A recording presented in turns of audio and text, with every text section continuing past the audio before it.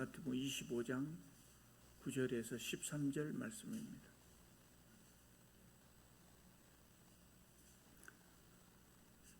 제가 봉독에 올리겠습니다. 슬기 있는 자들이 대답하여 이르되 우리와 너희가 쓰기에 다 부족할까 하노니 차라리 파는 자들에게 가서 너희 쓸 것을 사라 하니 그들이 사러 간 사이에 신랑이 오므로 준비하였던 자들은 함께 혼인잔치에 들어가고 문이 닫힌지라. 그 후에 남은 처녀들이 와서 이르되 주여 주여 우리에게 열어주소서. 대답하여 이르되 진실로 너희에게 이르노니 내가 너희를 알지 못하노라 하였느니라. 그런즉 깨어 있으라. 너희는 그 날과 그 때를 알지 못하느니라. 아멘. 지난 주일에 우리가 함께 읽었던 마태복음 24장에서 예수께서는 말세의 징조에 대해서 쭉 말씀하시면서 추가로 말씀하시기를 예수께서 언제 재림하실지를 그 때를 알지 못하기 때문에 늘 깨어 있으라고 말씀하셨습니다.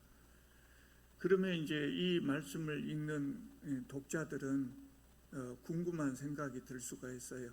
깨어 있으라 그랬는데 어떻게 사는 것이 깨어 있는 것인가? 깨어 있는다는 것은 도대체 어떻게 사는 것을 의미하는 것인가? 그렇게 그것을 궁금해할 수도 있어요. 그래서 25장을 보면 예수께서 천국에 관한 세 가지 비유를 말씀하십니다. 제가 맨 앞부분만 읽어드렸습니다마는 세 가지 비유는 열 처녀 비유하고 우리가 잘 아는 겁니다. 다 달란트 비유하고 양과 염소의 비유, 이 세 가지 비유의 말씀을 하셨습니다. 이 세 가지 비유를 말씀하신 이유가 뭐냐면 이 세 가지 비유가 우리가 세상을 살아갈 때, 말세를 살아갈 때 어떻게 사는 것이 깨어 있는가, 그것을 말씀하신 것입니다. 깨어 있는다 하는 것이 도대체 어떻게 사는 것인가, 그것을 예수께서 설명해 주시기 위해서 이 세 가지 비유의 말씀을 해 주셨습니다. 오늘부터 3주에 걸쳐서 이 세 가지 비유를 설명하려고 합니다. 25장 1절입니다. 첫 번째 비유입니다. 25장 1절을 보면 그때 천국은 마치 등을 들고 신랑을 맞으러 나간 열 처녀와 같다라고 말씀하셨습니다. 열 처녀의 비유입니다. 성경에 혼인잔치 비유가 나올 때는 여기뿐만 아니라 대부분의 경우가 혼인잔치가 메시아 시대를 상징하는 경우가 많습니다. 오늘 비유에서도 그것입니다. 그래서 오늘 비유에 나오는 신랑은 다시 오실 예수님을 상징합니다. 열 처녀들은 그 예수님을 기다리는 기독교인들을 상징합니다. 예수님 시대 유대인들의 결혼 풍습은 마을마다 달랐지만 대부분 결혼식에는 신랑이 신부를 데리러 신부의 집으로 오는 행진이 포함되어 있었습니다. 우리나라하고 이 모습은 상당히 비슷해요. 우리도 옛날에 소위 구식 결혼이라고 하는 결혼을 할 때는 신랑이 신부 집으로 가거든요. 근데 갈 때 그냥 조용히 가는 것이 아니라 옛날에 높은 사람들 행차할 때 아무개 대감님 행차시다 비켜라 뭐 이렇게 하잖아요. 그런 식으로 신랑이 신부 집으로 갔어요. 신랑이 신부 집에 갈 때 신부가 직접 맞이하러 나오지 못하잖아요. 다 차려입고 그러기 때문에. 그래서 신부 대신에 들러리를 보는 처녀들이 신랑을 맞이했어요. 이스라엘에서 신랑의 행진은 주로 밤에 있었다고 그래요. 그렇기 때문에 신랑을 맞으러 이 들러리 처녀들이 나갈 때는 등불을 필수적으로 들고 나가야 했습니다. 이 우리 성경에 지금 등 또는 등불이라고 이렇게 번역되어 있는데 원어의 의미는 뭐냐면 횃불입니다. 횃불. 지금부터 2000년 전이라 우리가 생각하는, 우리가 어렸을 때 시골에서 사용했던 그 등이나 등불이라고 하는 것을 2000년 전에 그렇게 좋은 것을 만들어 쓸 수가 없었겠지요. 그래서 그때는 그냥 횃불을 사용한 겁니다. 2절을 보겠습니다. 그중 5은 미련하고 5은 슬기 있는 자라. 미련한 자들은 등을 가지되 기름을 가지지 아니하고 슬기 있는 자들은 그릇에 기름을 담아 등과 함께 가져갔더니, 이렇게 말씀하고 있습니다. 여러분, 등이나 등불의 경우는 불꽃 밑에 기름을 담아 놓는 부분이 있어요. 그 부분이 상당히 많은 기름이 들어가기 때문에 꽤 오랜 시간 동안 등이나 등불은 사용할 수가 있어요. 그런데 횃불의 경우는 다르잖아요. 횃불은 이렇게 횃불 끝에다가 기름을 묻혀서 이렇게 사용하는데, 이 횃불 끝에 묻어 있는 기름은 그렇게 오래 가지 않는다고요. 다 타버리면은 다시 기름을 묻혀야 돼요. 그래서 횃불을 들고 갈 때 오래 사용하려면 횃불에 기름이 떨어질 때 묻힐 기름을, 별도의 여분의 기름을 따로 그릇에 담아서 들고 가야 된다, 그 말입니다. 그래서 들러리 처녀 중에 슬기 있는 5 처녀들은 등불과 함께 여분의 기름을 가져갔다 그랬어요. 그런데 본문에 미련하다고 표현되어 있는 이 미련한 5 처녀들은 등불은 가졌으나 여분의 기름을 가지지 않았다고 했습니다. 그래서 10 처녀들이 이제 등불을 켜놓고 신랑이 오기를 기다렸습니다. 신랑이 오면 즉시 나가기 위해서 불을 켜놓고 이렇게 기다리는 겁니다. 그런데 그날따라 신랑이 상당히 늦게 왔다 그랬어요. 그래서 5절을 보면 신랑을 기다리던 사람들은 신랑이 더디 옴으로 다 졸며 잤다 그랬습니다. 그러니까 보통은 졸며 잘 정도로 그렇게 늦게 오지는 않겠지만 지금 이야기를 그렇게 구성한 겁니다. 신랑이 아주 많이 늦게 왔다, 그것을 지금 의미하려고 신랑이 더디 옴으로 다 졸며 잤다, 이런 표현을 한 겁니다. 근데 졸고 있는데 갑자기 신랑이 온다, 맞으러 나가라, 이런 소리가 들렸습니다. 그러니까 처녀들이 허겁지겁 일어났겠죠. 그리고 등불을 챙겼습니다. 근데 기다리는 동안 기름이 다 타버렸기 때문에 불이 꺼져갔단 말이죠. 그러니까 슬기 있는 처녀들은 가지고 간 여분의 기름에 횃불을 다시 기름을 묻혀서 불을 충분히 켰겠죠. 근데 미련한 5 처녀들은 여분의 기름이 없으니까 슬기 있는 5 처녀들에게 기름을 좀 나눠달라고, 나도 좀 내 횃불에도 기름을 좀 묻혀주라, 이렇게 부탁을 했습니다. 그런데 슬기로운 자들이 가지고 있었던 기름은 나눠 쓸 만큼 충분하지 못했던 것 같아요. 그래서 슬기로운 자들이 이것을 나눠 쓰면 우리 모두가 다 부족할 것이다, 그러니까 차라리 가게에 가서 너희 쓸 것을 사가지고 오는 것이 좋겠다, 이렇게 말했다는 겁니다. 조금 인정이 없죠. 그래서 어떤 사람들은 이 비유를 읽을 때 그런 말을 하기도 해요. 다 같이 못 가더라도 기름을 좀 나눠 쓰지 인색하게 가게에 가서 사가지고 오라고 하느냐, 그렇게 생각하는 사람들도 있어요. 그런데 지금 이야기를 이렇게 구성을 한 겁니다. 실화가 아니라. 그래서 이 비유에서 기름은 뭘 의미하겠습니까? 기름, 우리의 신앙을 의미한다고요. 신앙. 그렇기 때문에 신앙을 나눠 쓸 수는 없잖아요. 여러분, 신앙은 나눌 수가 없어요. 내 신앙이 충분하다 그래서 다른 사람이 부족한 신앙을 다른 사람에게 나눠줄 수 없고, 내 신앙이 부족하다 해서 충분한 신앙을 가진 사람한테 나한테 좀 나눠주라, 그렇게 할 수 없잖아요. 구원이라고 하는 것은 각자의 신앙으로 얻는 겁니다. 남의 신앙으로 보충해서 구원을 얻을 수가 없는 겁니다. 기름이 바로 신앙을 의미하기 때문에 나누어 쓸 수 없다고 그런 것이죠. 그래서 5 처녀들이 기름을 사러 갔습니다. 근데 10절입니다. 아까 우리 같이 봤죠. 그들이 기름을 사러 간 사이에 신랑이 오므로 준비되어 있던 사람들은 함께 혼인잔치에 들어갔고 문이 닫혔다 그랬어요.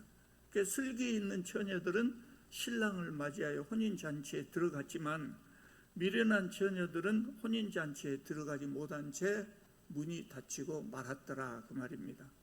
그래서 잠시 후에 기름을 사러 갔던 처녀들이 돌아와서 보니까 이미 문이 닫혀 있습니다. 그 처녀들이 문을 두드립니다. 문 좀 열어주십시오. 그러니까 12절을 보면 신랑이 단호하게 대답을 합니다. 진실로 너희에게 이르노니 내가 너희를 알지 못하노라. 너희들은 이제 들어올 수 없다는 이야기입니다. 여러분, 실제로 혼인잔치 때는 문 닫아 걸지 않습니다. 이렇게 늦게 와도 다 들어갑니다. 다 들어갑니다. 그러나 이 비유에서 신랑이 이렇게 단호하게 거부하는 것은 왜 그러냐면 이야기를 그렇게 구성한 거예요. 그런데 이게 뭘 의미합니까? 예수께서 일단 재림하신 후에는 더 이상 기회가 없다는 겁니다. 더 이상 기회가 없다는 것을 보여주기 위해서 이렇게 단호한 말을 한 겁니다. 예수께서 이 비유를 말씀하신 후에 결론으로 13절 말씀을 합니다. 그런즉 깨어있으라. 너희는 그 날과 그 시를 알지 못하느니라. 이 말씀은 24장 마지막 부분에 나와 있었던 말씀이에요. 그래서 우리가 지난주에 한번 같이 읽었던 말씀이에요. 다시 한번 여기서 강조하고 있는 것입니다. 재림의 시기는 심지어 예수님 자신도 모른다고 그렇게 말씀하셨어요. 왜 그렇습니까? 우리로 하여금 늘 깨어서 준비하도록 하기 위함이라고 성경은 이야기하고 있습니다. 이걸 종말론적 신앙이라고 했죠. 날마다 오늘이 마지막 날인 것처럼, 오늘 예수님이 오실 것처럼 그렇게 준비하는 삶입니다. 그래서 결국 미련한 5 처녀들은 잔치에 참여하지 못했습니다. 여러분, 이 이야기를, 이 비유의 말씀을 가지고 저에게 간혹 물어오는 성도님들이 계셔요. 그래서 사족으로 추가로 말씀을 드리려고 합니다. 본문을 보면 신랑이 늦게 오니까 미련한 처녀들뿐만 아니라 슬기 있는 처녀들도 함께 잠을 잤다 그랬어요. 그래서 어떤 분들이 그렇게 저한테 물어봐요. 깨어 있으라고 했는데 왜 잠을 잤느냐? 슬기 있는 처녀들도 잠을 잔 것은 잘못한 것 아니냐? 이렇게 말하는 겁니다. 여러분, 성경의 비유를 읽을 때는 그 비유를 통해서 예수께서 말씀하시고자 하는 핵심만 파악하면 됩니다. 뭐 주변에 그것에 신경 쓸 것도 없어요. 슬기인 처녀들도 잤다고요. 근데 왜 잤느냐? 잘못된 것 아니냐 그래요. 예수께서 우리에게 깨어있으라 그럴 때 잠자지 마란 말일까요? 예수께서 언제 오실 줄 모르니까, 한밤중에 오실 줄 모르고 새벽에 오실 줄도 모르니까 잠자지 마라, 깨어있으라, 그러면 잠자지 마란 말일까요? 우리는 날마다 잠자지 않고 예수님 언제 오실랑가, 오늘쯤에 오실랑가 그렇게 기다려야 될까요? 그게 말도 안 되죠.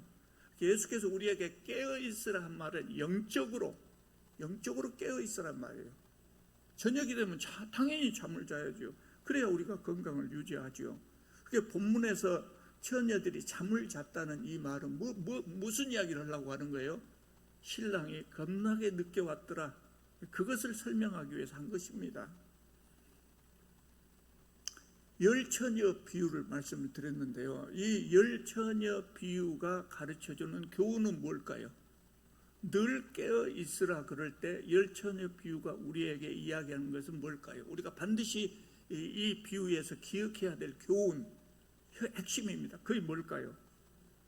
예수께서 다시 오실 때까지, 또는 우리가 죽는 그 순간까지 신앙을 버리면 안 된다는 거예요.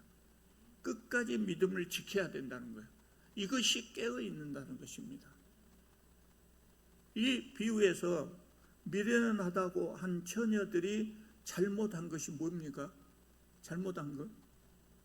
기름을 사러 가기 위해서 잠깐 집을 비웠어요.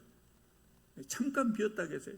이 사람들의 잘못은 겨우 이것밖에 없어요. 근데 이 사람들은 혼인잔치에 들어가지 못했단 말이에요. 그것처럼 예수님 잘 믿는다고 하다가 잠깐 안 믿었는데 예수님이 다시 오셨어요. 그럼 천국에 들어가요? 못 가요? 못 간다는 겁니다. 못 갑니다. 왜 예수께서 이 말씀을 하셨냐면요, 초대교회 시절에 성도들이 굉장히 뜨겁게 예수님을 잘 믿었어요. 하나님을 잘 믿었어요. 그런데 하루 이틀 시간이 지나잖아요.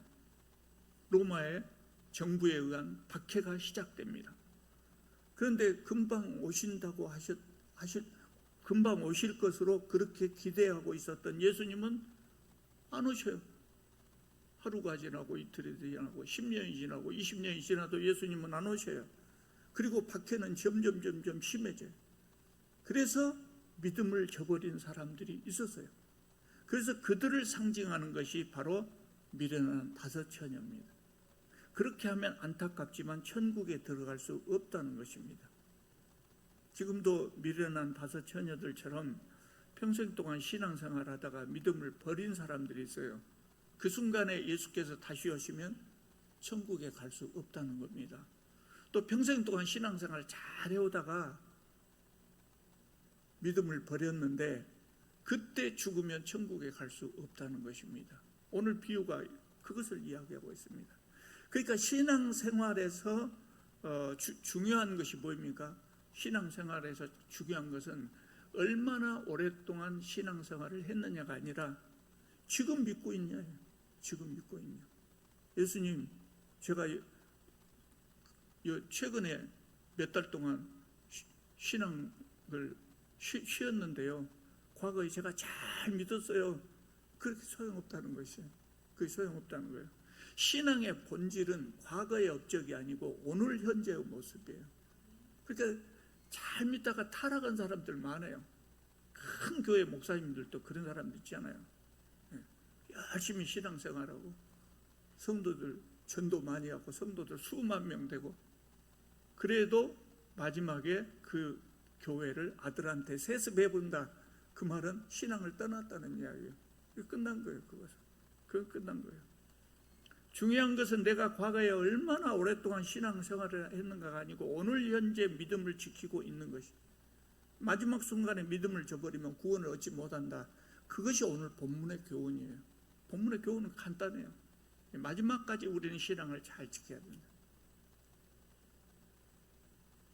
그러면 평생 동안 안 믿다가 운 좋게도 예수님 오시기 직전에 믿는 사람은 어떻게 될까요? 평생 동안 안 믿다가 죽기 직전에 예수님을 믿었습니다. 그 구원 얻습니까? 못 얻습니까? 예?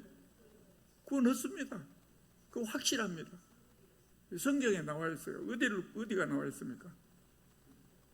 예수께서 십자가에 달릴 때 한편 강도, 진짜 운이 좋은 사람입니다. 십자가에 달릴 때 그때 예수님한테 신앙 고백을 하고 믿었어요. 그러니까 예수께서 그 강도에게 뭐라고 이야기합니까? 오늘 네가 나와 함께 낙원에 이르리라 말씀하셨어요. 그러니까 운 좋게도 마지막에 믿은 사람은 구원받을 수가 있어요. 그렇게 전에 저하고 같이 근무했던 직장의 동료 한 분이 늘 그 이야기예요. 뭐들라 그렇게 열심히 믿었어. 마지막에 믿으면 됩니다. 마지막에 믿으면 됩니다. 예수님 오시기 직전에 믿으면 됩니다. 죽기 직전에 믿으면 됩니다. 그렇게 이야기를 합니다. 그러면 됩니다, 여러분이. 그럼 어쩔까요? 이제 예배당 방학하고 다 쉴까요? 여기에 문제가 있어요. 여기에 문제가 두 가지가 있는데, 첫째는 뭐냐면 우리가 언제 죽을지를 어떻게 아냐고요. 예수님 다시 오실지를 어떻게 아냐고요. 안 믿고 있다가 예수님 오실 때 믿어야 되겠다 그랬는데 그 날짜를 우리가 어떻게 아냐고요. 그래서 예수께서 재림의 날짜, 죽는 날짜 미리 알려주시 아는 겁니다. 늘 깨어 있으라고요. 근데 여러분, 이런 기회주의적인 신앙을 신앙이라고 할 수 있을까요? 예수님 믿어야 한다는 것을 알면서도 뭐 미리서 믿을 거 있어, 마지막에 믿으면 되지, 그렇게 생각하다가 마지막에 혹시 믿었다고 해봐요. 그 신앙이 제대로 된 신앙이라고 우리가 말할 수 있을까요? 이것은 예수님을 믿었다기보다도 예수님을 이용해 먹었다고 밖에 할 수가 없을 것 같아요. 그래서 이것이 문제가 있어요. 우리는 마지막에 믿어도 구원받지만 문제는 우리가 마지막 날짜를 모른다는 거예요. 그리고 혹시 구원받는다고 할지라도 부끄러운 구원이 될 가능성이 높아요. 또 한 가지,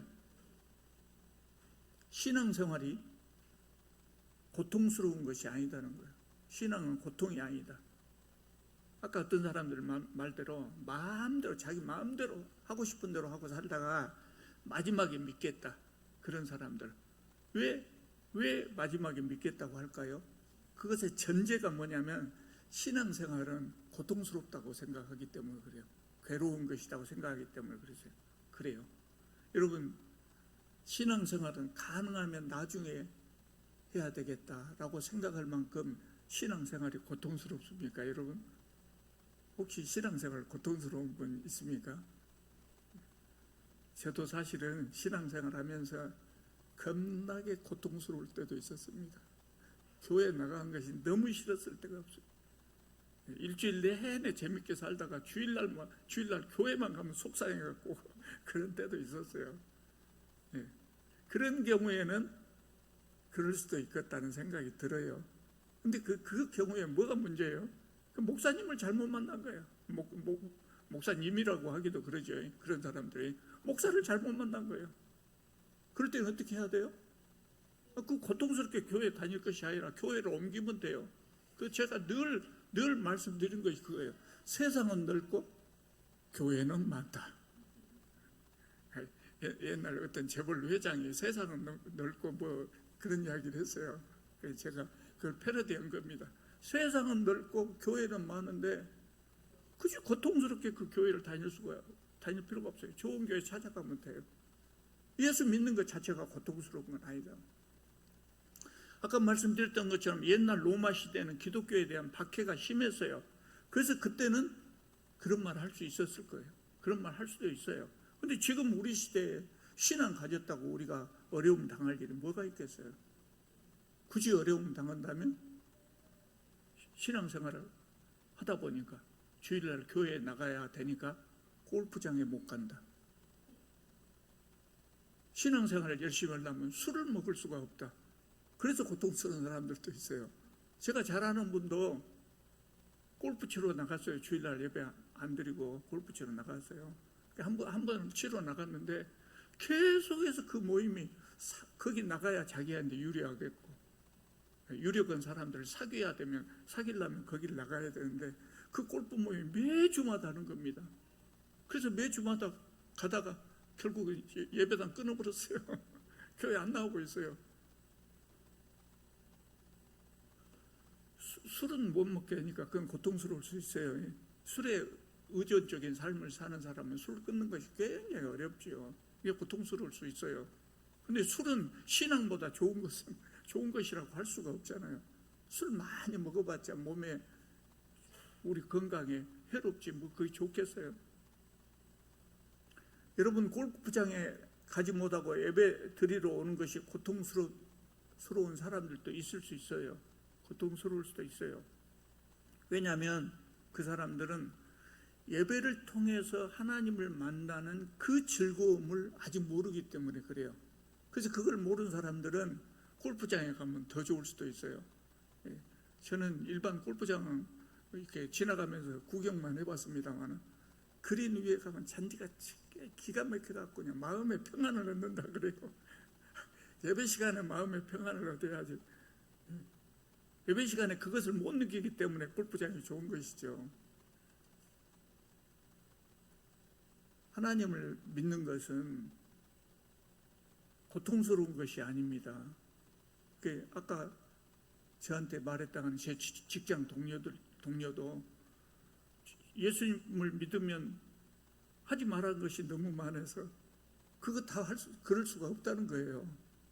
그런데 예수님을 믿는 것은 기쁘고 즐거운 일이죠. 신앙생활 해본 사람 알죠. 하나님을 믿는다고 하는 것은 하나님께서 늘 나와 동행하시면서 나를 지키시고 돌보시고 인도해 주시고 위로해 주시는 그런 삶을 의미합니다. 하나님께서 나와 날마다 함께 하심을 느끼면서 하나님 주시는 참된 기쁨과 참된 평안 가운데 사는 것입니다. 얼마나 좋은 삶인가 모릅니다. 이것에 비하면 하나님을 모르고 사는 삶이라고 하는 것은 주인으로부터 버림받은 강아지와 같은 삶이라고 할 수 있어요. 실제로 날마다 무엇을 먹을까, 무엇을 입을까, 무엇을 마실까 걱정하는 삶이, 미래가 보이지 않는 불안한 삶입니다. 여러분의 미래는 보입니까? 안 보입니까? 예, 보이죠. 저도 보입니다. 내일 뭔 일이 일어날까는 알지 못합니다. 그러나 우리 생을 마감할 때 참 잘 살았다, 그렇게 생각할 수 있는 해피엔딩의 드라마. 저는 항상 그 이야기를 합니다. 제가 신앙생활을 해보고 또 인생을 많이 살아보니까 느끼는 것이 그겁니다. 하나님께서 하나님께서 써놓으신 우리 각자의 삶의 시나리오라고 하는 것은 해피엔딩의 드라마다. 하나님을 믿는 사람의 삶은 해피엔딩의 드라마라고 하는 것을 우리는 알고 있어요. 그러니까 기쁘고 즐거운 삶을 살 수 있는 겁니다. 오늘 힘들어도 기쁘고 즐거운 삶을 살 수 있는 것입니다. 안 믿는 사람들은 재산이 많아도 불안하고 재산이 없어도 불안하고 늘 불안한 삶을 삽니다. 하나님 믿고 하나님만에 거하는 사람들은 참된 기쁨, 참된 평안, 참된 안식을 누리며 사는 것입니다. 그것에 비하면 안 믿는 사람의 삶은 참 힘든 삶이죠. 그런데 이 좋은 삶을 왜 미뤘다가 나중에 믿을 것입니까? 가능하나 빨리 믿어야죠. 그것이 남는 장사죠.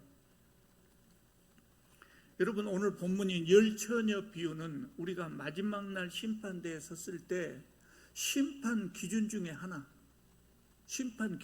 하나를 우리에게 가르쳐 줍니다. 그것이 뭡니까? 끝까지 믿었느냐 하는 겁니다. 끝까지 믿음을 지켜야 한다는 겁니다. 우리는 한 사람도 낙오되지 않고 구원의 길을 다 갈 수 있기를 바랍니다.